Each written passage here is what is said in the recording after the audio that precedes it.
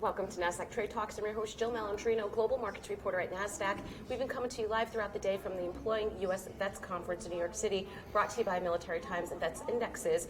Joining me for this segment, we have J.C. Glick. He's partner of MVP Development Group, also retired Army. Thank you so much for joining us at the conference. And one of the themes that we've been talking about here is veterans transitioning to civilian corporate life, but looking for purpose and looking for leadership and finding a home where they go, and that is a challenge. It is, and I think that what I try to encourage organizations to do who are employing vets is to see veterans as kind of an improved millennial. Okay, so millennials have two characteristics that are very, very unique and very, very good. They demand good leadership. They want the why, which frustrates poor leaders, but good leaders understand that you give the why. And they want a purpose. They're not just satisfied with a paycheck. They want to know that what they're doing matters and that it's worth doing.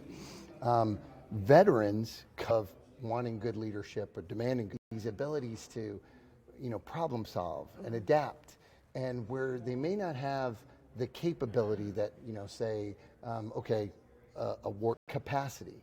And if you look at capability as the ability to solve known problems, right? What you get in an MBA program is, here's how you do this. Do you understand how to do this? Great, you've demonstrated it, here's your certificate. Veterans have capacity, and capacity is your ability to solve for the unknown. And when I ask companies and organizations, what do you struggle with? Things that have already been solved? A pivot table?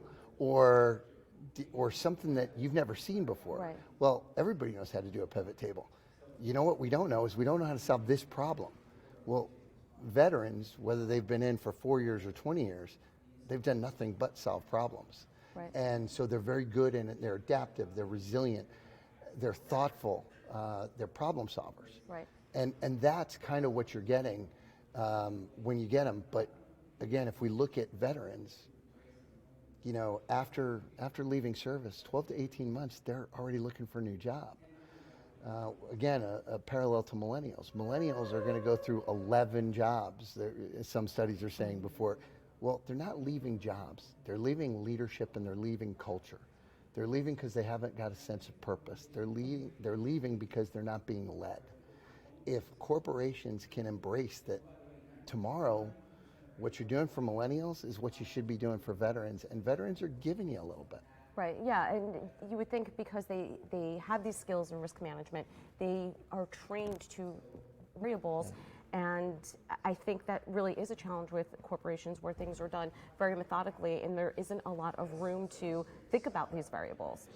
Well, and I think that when you can do things methodically and everything just goes along, what you have is your bureaucracy, and you don't tend to get better.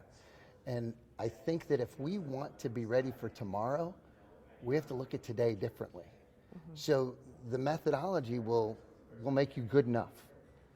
But when you want to branch out, when you want to innovate, and I constantly hear companies talking about, hey, we want to innovate, we want to look at new ways to do things. It's like a buzzword. Right? Well, great. If you want to innovate, you've got to think about things differently. These folks are going to come in, and where they may not have been indoctrinated with the way it's always been done, they'll be able to look at it and go, here's how you can do this better. Right, and is there something too on the parts of veterans where they should also be outreaching and looking for mentors and learning how to embrace social media, LinkedIn, for example, and network? Absolutely. Because my experience has been, if you communicate with someone that's in that group, if someone comes to you and they're like, JC, I'm looking at this particular job, I see you have an affiliation there, I served in the Army, you served in the Army, I would imagine you'd be more apt to help that person. So networking and taking advantage of the clearance that you have and the network that you have and putting that forth can really take you far. Absolutely, and I think, we did networking in the military, but we didn't call it networking. We called it building relationships. Right. Right? Networking sounds a little too quid pro quo, right? I'm gonna get to you because you'll be able to help me with something. In the military, we build relationships. Good networking is building relationships.